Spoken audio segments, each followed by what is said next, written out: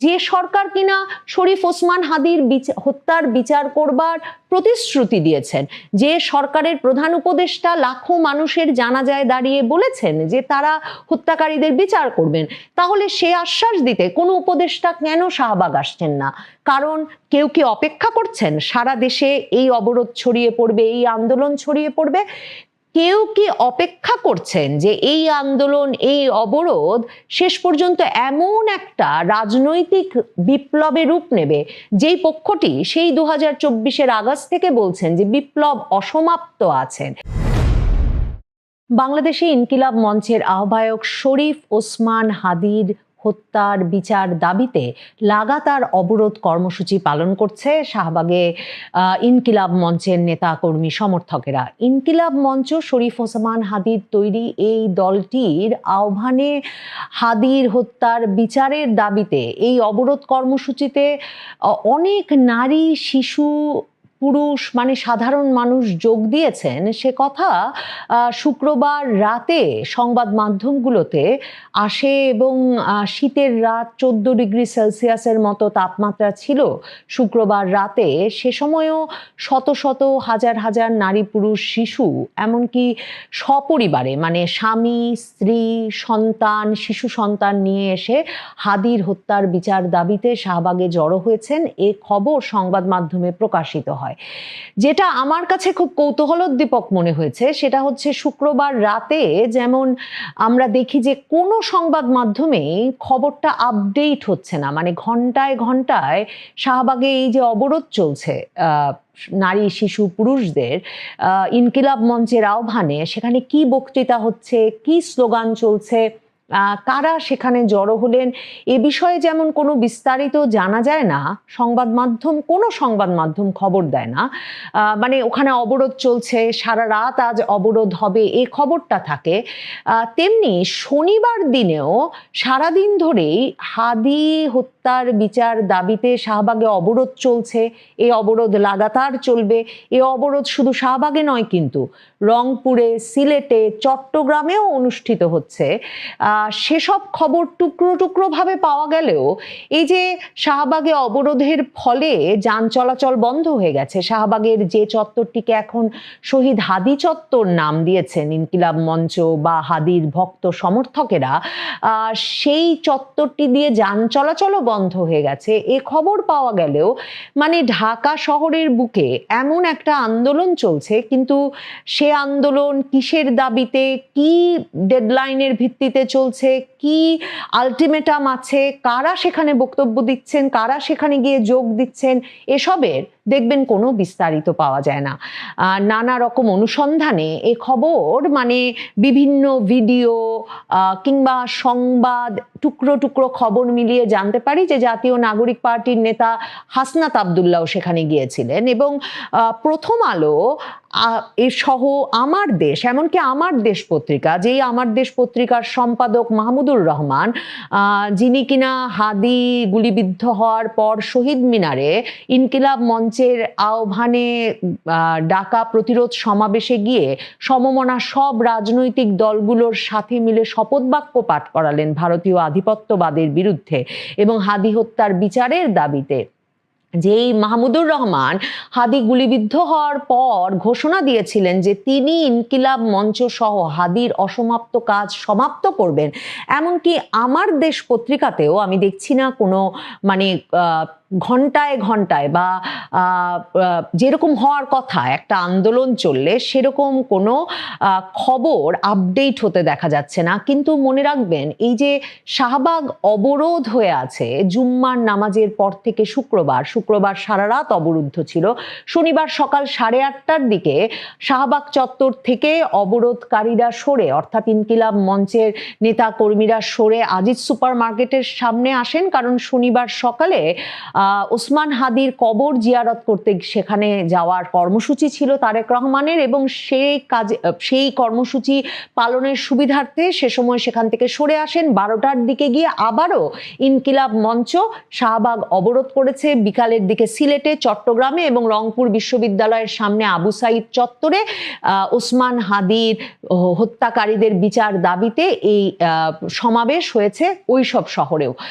কিন্তু এমনকি আমার দেশ পত্রিকাতেও আমি কোনো ঘন্টায় ঘন্টায় আপডেট দেখতে পাচ্ছি না, কিন্তু বারবার যেটা বলছি যে কারা বক্তৃতা দিচ্ছেন, কারা ওই অবরোধের নেতৃত্বে আছেন, কোন স্লোগান চলছে, এসবের কোনো নমুনা পাওয়া যায় না। ইনকিলাব মঞ্চের ফেসবুক পেজে গেলে কিছু টুকরো খবর পাওয়া যায় বটে। সম্ভবত এর একটা কারণ এটা হতে পারে যে 18ই ডিসেম্বর ওসমান হাদি নিহত হওয়ার খবর আসবার পর ইনকিলাব মঞ্চ আগেই যে বলে রেখেছিল যে হাদি ভাইয়ের হত্যা মানে মৃত্যুর খবর আসা মাত্র দলে দলে এসে আপনারা শাহবাগে জড়ো হবেন, বিক্ষোভ সমাবেশে জড়ো হবেন। সেই বিক্ষোভ সমাবেশ যখন চলছিল তখন সারা বাংলাদেশে, বিশেষ করে ঢাকা শহরে ডেইলি স্টার, প্রথম আলো, ছায়ানট সহ চট্টগ্রামের ভারতীয় হাইকমিশনের বাসভবনের দিকে, মানে এরকম নানা জায়গায় ভাঙচুরের চেষ্টা, হামলা প্রচেষ্টা, বিশেষ করে প্রথম আলো, ডেইলি স্টার, ছায়ানটে ঘন্টার পর ঘন্টা ধরে ভাঙচুর ঘটে। ডেইলি স্টার, প্রথম আলো অফিসে আগুন জ্বালানো হয় এবং আজকেও সম্পাদক নুরুল কবির, নিউ এজ সম্পাদক, যিনি কিনা ডেইলি স্টারে যখন ভাঙচুর অগ্নিসংযোগের ঘটনা ঘটছিল তখন সেখানে আটকা পড়া সাংবাদিকদের বাঁচাতে গিয়ে মবের শিকার হয়েছিলেন, তিনি বলেছেন যে সরকারের একটা পক্ষ নিশ্চিতভাবে সংবাদপত্র, অফিস এবং ছায়ানটের ওই অগ্নিকাণ্ড ভাঙচুরের সঙ্গে জড়িত। নাহিদ ইসলাম, জাতীয় নাগরিক পার্টির নেতা, তিনিও কিন্তু কদিন আগে এই কথা বলেছেন যে সরকারের একটা পক্ষ সেখানে জড়িত ছিল। মানে কি যে ঘটেছিল 18ই ডিসেম্বর রাতে, ওই ক্ষোভের দিনে, যে ক্ষোভের দিনেই কিন্তু আবার ওসমান হাদির মৃত্যুর খবরের দিনেই কিন্তু, সেই রাতেই কিন্তু দীপু চন্দ্র দাস ময়মনসিংহের ভালুকায়, সেই সংখ্যালঘু পরিবারের সদস্য একজন গার্মেন্টস শ্রমিক, তাকেও যে পিটিয়ে মারা হলো, পুড়িয়ে হত্যা করা হলো, সেই ঘটনাটিও ওই একই রাতে ঘটলো। এমন একটা বিক্ষোভময় এবং সংঘাতপূর্ণ রাতে পরিণত হয়েছিল ওসমান হাদির মৃত্যুর খবর আসার রাতটা।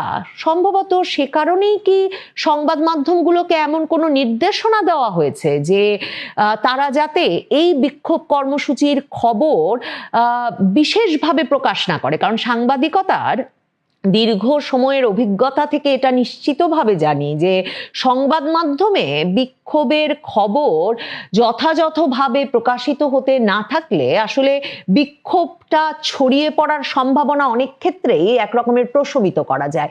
কারণ গত কদিনে গোয়েন্দা সূত্রে, দেশি বিদেশি গোয়েন্দা সূত্রে নাকি এমন খবর বেরিয়ে এসেছে যে 18ই ডিসেম্বর রাতে একটা পরিকল্পনা ছিল যে ওসমান হাদির মৃত্যুর খবরে যে বিক্ষোভ ছড়িয়ে পড়বে, যে শোক, বেদনা, ক্ষোভ ছড়িয়ে পড়বে, সেটাকে পুঁজি করে সারা দেশে সহিংসতা ছড়িয়ে দিয়ে একরকমের একটা বিপ্লবী সরকার গঠনের দিকে, একটা ইসলামী বিপ্লবের সাধনের মাধ্যমে একটা বিপ্লবী সরকার গঠনের স্বপ্নও একটা পক্ষ দেখছিলেন। এবং ওই যে নাহিদ ইসলাম কিংবা নুরুল কবিররা যেটা বলছেন, সরকারের ভেতরেও উপদেষ্টাদের কেউ কেউ এবং সরকারের একটা পক্ষ সেই ইসলামী বিপ্লবের মাধ্যমে বিপ্লবী সরকার গঠনের পরিকল্পনার সাথে সক্রিয় ছিলেন। কাজেই হাদি হত্যা হলেন কার দ্বারা, মানে হাদিকে হত্যা করলেন কারা? হাদির হত্যাকারীদের এখন পর্যন্ত চিহ্নিত করা গেল না কেন? তারা কোথায় আছেন এখন পর্যন্ত কেন আইন শৃঙ্খলা রক্ষাকারী বাহিনী জানতে পারছেন না? হাদির হত্যাকারীদের এখন পর্যন্ত গ্রেফতার করা গেল না কেন? বিচার কাজ শুরু করার কথা হচ্ছে, দাবি আছে ইনকিলাব মঞ্চের, কিন্তু সেই দাবির প্রেক্ষিতে মানে এই যে দ্রুত বিচার হবে বলা হচ্ছে, কিন্তু হাদির হত্যাকারীরা কি ভারতেই পালিয়ে গেছে এই কথাটাও, মানে তাদের এমনকি তাদের অবস্থানের বিষয়টাও সুনির্দিষ্টভাবে এখনো কেন সরকার, আইন শৃঙ্খলা রক্ষাকারী বাহিনী জানাতে পারছে না? ক্ষোভটা, ইনকিলাব মঞ্চের ক্ষোভটা কিন্তু সেই জায়গায়।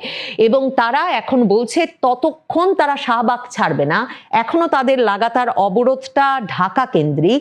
তারা বলছে তারা লাগাতার অবরোধ থেকে উঠে যাবে না, শাহবাগ ছাড়বেন না যতক্ষণ পর্যন্ত না হাদির হত্যাকারীদের গ্রেফতার করা হবে। এবং তাদের সবচেয়ে বড় দাবি হচ্ছে যে সরকারের উপদেষ্টারা আসবেন, এসে তাদেরকে বলবেন হাদির হত্যাকারীদের বিচারে তারা কি কি পদক্ষেপ নিয়েছেন, কি কি অগ্রগতি হয়েছে। আপনাদের মনে থাকবে এর আগে কিন্তু ইনকিলাব মঞ্চের দাবি ছিল স্বরাষ্ট্র উপদেষ্টা, আইন উপদেষ্টা এবং স্বরাষ্ট্র মন্ত্রণালয়ে প্রধান উপদেষ্টার যে বিশেষ সহকারী খোদা বক্স চৌধুরী, এই তিনজনকে পদত্যাগ করতে হবে হাদি হত্যার বিচারে যথেষ্ট অগ্রগতি করতে না পারার পর। এরপর এরই মধ্যে প্রধান উপদেষ্টা স্বরাষ্ট্র মন্ত্রণালয়ের বিশেষ সহকারী খোদা বক্স চৌধুরী কিন্তু পদত্যাগ করেছেন।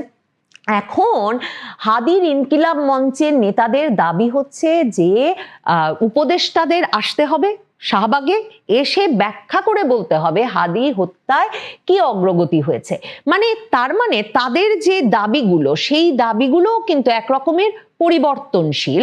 অন্যদিকে দেখেন যে সরকারি বা এই অবরোধ চলতে দিচ্ছে, কিন্তু উপদেষ্টাদের কেউ এসে কেন সেখানে কথা বলছেন না, কেন এই অবরোধ প্রশমনের চেষ্টা করছেন না?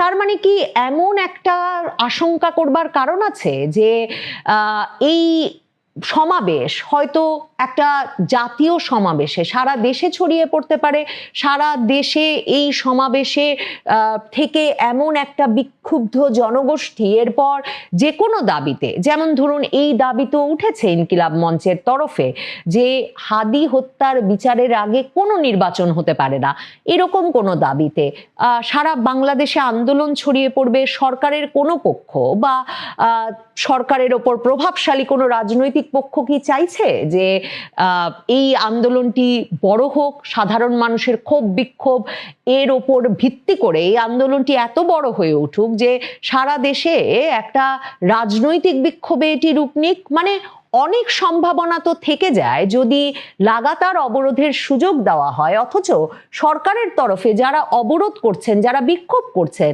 এবং যে সরকার কিনা শরীফ ওসমান হাদির হত্যার বিচার করবার প্রতিশ্রুতি দিয়েছেন, যে সরকারের প্রধান উপদেষ্টা লাখো মানুষের জানাজায় দাঁড়িয়ে বলেছেন যে তারা হত্যাকারীদের বিচার করবেন, তাহলে সে আশ্বাস দিতে কোনো উপদেষ্টা কেন শাহবাগ আসছেন না? কারণ কেউ কি অপেক্ষা করছেন সারা দেশে এই অবরোধ ছড়িয়ে পড়বে, এই আন্দোলন ছড়িয়ে পড়বে? কেউ কি অপেক্ষা করছেন যে এই আন্দোলন, এই অবরোধ শেষ পর্যন্ত